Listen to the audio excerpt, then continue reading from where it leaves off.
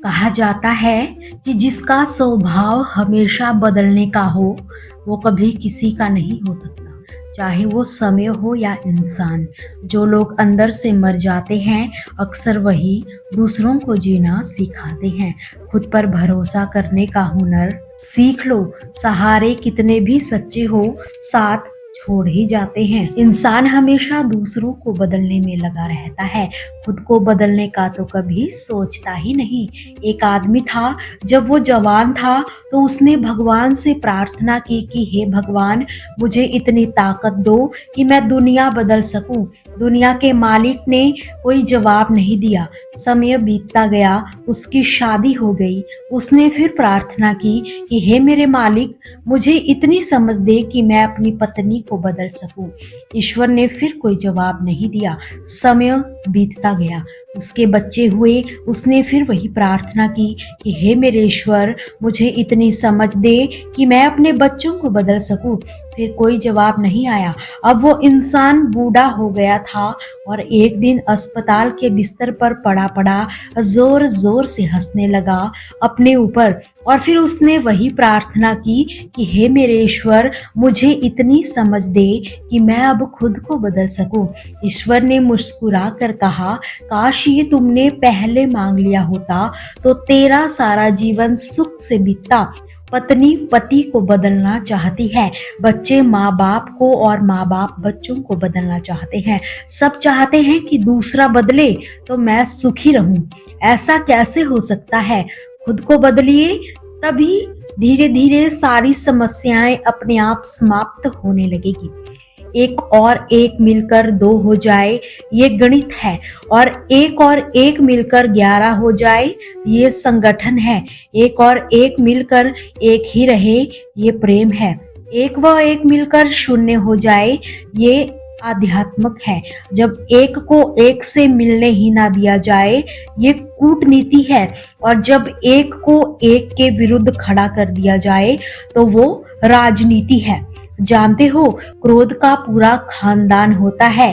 क्रोध की एक लाडली बहन है जिद, क्रोध की पत्नी है हिंसा, क्रोध का बड़ा भाई है अहंकार, क्रोध का पिता है जिससे वो डरता है और वो है भय, क्रोध की बिटिया है निंदा और चुगली,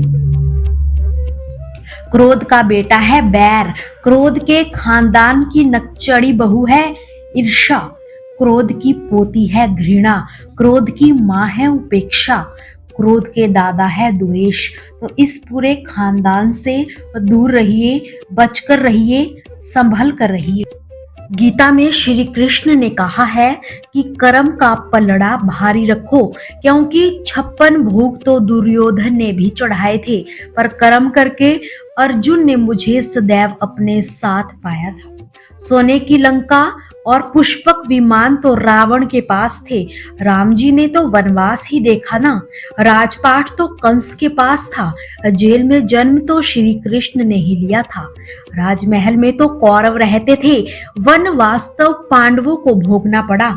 संघर्ष हमेशा सत्य के साथ चलता है। जब सत्य के लिए भगवान को भी संघर्ष करना पड़ा तो हम तो फिर भी इंसान हैं। उस इंसान से जीत पाना बड़ा मुश्किल होता है जो आपकी खुशी के लिए जानबूझकर हार जाता हो। जिंदगी का एक खूबसूरत लम्हा है जिसका अंदाज सब रिश्तों से अलबला है। जिसे मिल जाए वो तन्हाई में भी खुश है, और जिसे ना मिले वो भीड़ में भी अकेला है। कहा जाता है कि तीर्थों में सर्वश्रेष्ठ तीर्थ है आपका हृदय। ये जितना निर्मल और निष्पाप होगा, सारे तीर्थ उतने ही आपके आसपास होंगे। जिंदगी में सभी के रंग ढंग दिख जाएंगे। बस शांत रहकर लोगों को परखना सीख लो। त्याग के बिना कुछ भी पाना संभव नहीं है। एक सांस लेने के लिए दूसरी सांस छोड़नी ही पड़ती है। कि सुई जब चलती है तो बेहतरीन पोशाक बनाती है। हर चुभने वाली चीज का मकसद बुरा नहीं होता। जिंदगी में हजारों लोग आवाजें देंगे, मगर बैठना वहीं जहां अपनापन महसूस हो। ईश्वर से कुछ मत मांगिए, उनसे बस निकटता बढ़ाइए। सब कुछ बिना मांगे ही मिल जाएगा। कर्म ध्यान से कीजिएगा, क्योंकि ना किसी की दुआ खाली जाती है और ना ही बद्दुआ। लोगों को खुश करने के लिए काम मत करिए, क्योंकि लोग तो ऐसे हैं कि आप उनको खुश करने के लिए मर भी जाओगे ना, तो भी वो कहेंगे, भाई वो मर तो गया मगर मन से नहीं मरा, उसका मरने का तो मन ही नहीं था। वो तो इस पर भी खुश नहीं होंगे। लोगों को खुश करने के लिए काम मत कीजिए। अगर आप अच्छे होंगे तो सभी आपको अच्छे लगेंगे, और अगर आप अच्छे नहीं होंगे तो ऑब्वियस सी बात है, किसी बुरे इंसान को अच्छा काम अच्छा लगता ही नहीं। जीवन में शांति चाहते हो तो दूसरों से शिकायत करने से बेहतर है खुद को बदल ले, क्योंकि पूरी दुनिया में कारपेट बिछाने से खुद के पैर चप्पल पहन लेना अधिक सरल होता है। अपने लक्ष्य के लिए जोशीले व जुनूनी बनिए, विश्वास रखिए, परिश्रम का फल सफलता ही है। समझनी है जिंदगी तो पीछे देखो, जीनी है जिंदगी तो आगे देखो। घायल तो यहाँ हर परिंदा है, मगर जो फिर से उड़ सका वही जिंदा है। जिंदगी का सफर मानो तो मौज है, वरना समस्याएं तो हर रोज है। एक दिन वर्षों का संघर्ष बहुत खूबसूरत तरीके से तुमसे टकराता है। हर छोटा बदलता बड़ी कामयाबी का हिस्सा होता है। जो रातों को कोशिशों में गवा देते हैं, वही अपनों की चिंगारी को और हवा देते हैं, वही सपनों की चिंगारी को और हवा देते हैं। अकेले ही तय करने होते हैं कुछ सफर जिंदगी के। हर सफर में हम सफर नहीं मिला करते। जिंदगी जख्मों से भरी है, वक्त को मरहम बनाना सीख लो। हारना तो है ही मौत के सामने, पहले जिंदगी से जीना तो सीख लो। श्री कृष्ण कहते हैं, कठिन परिस्थितियों में संघर्ष करने पर एक बहुमूल्य संपत्ति विकसित होती है, जिसका नाम है आत्मबल। शानदार रिश्ते अगर चाहिए तो उन्हें दिल से निभाइए।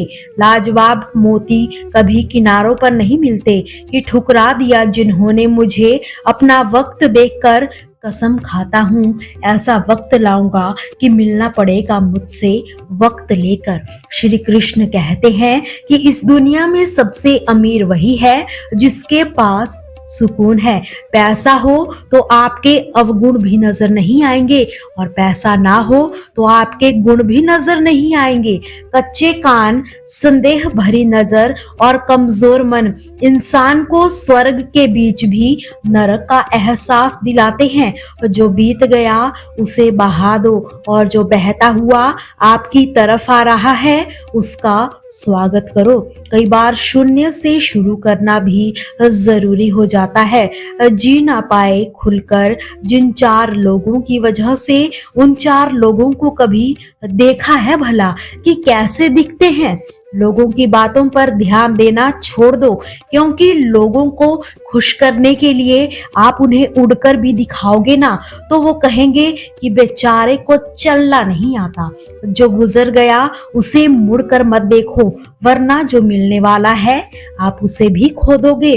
बीतता तो वक्त है, लेकिन खर्च हम हो जाते हैं। कैसे नादान हैं हम। दुख आता है तो अटक जाते हैं, सुख आता है तो भटक जाते हैं, और ये भूल जाते हैं कि जब सही समय आता है तो सारे जवाब अपने आप मिलने लगते हैं। इच्छाओं के रहते यदि प्राण चले जाए तो वो हुई मृत्यु, और प्राणों के रहते यदि इच्छाएं चली जाए तो वो हुआ मोक्ष। कभी कभी गुस्सा मुस्कुराहट से भी ज्यादा खास होता है, क्योंकि मुस्कान तो सभी के लिए होती है, लेकिन गुस्सा सिर्फ उन्हीं के लिए होता है जिन्हें हम खोना नहीं चाहते। दोस्तों, आपसे फिर मुलाकात होगी श्री कृष्ण के अनमोल विचारों के साथ। हमसे जुड़े रहने के लिए हमारे चैनल को सब्सक्राइब जरूर करें। जय श्री कृष्ण।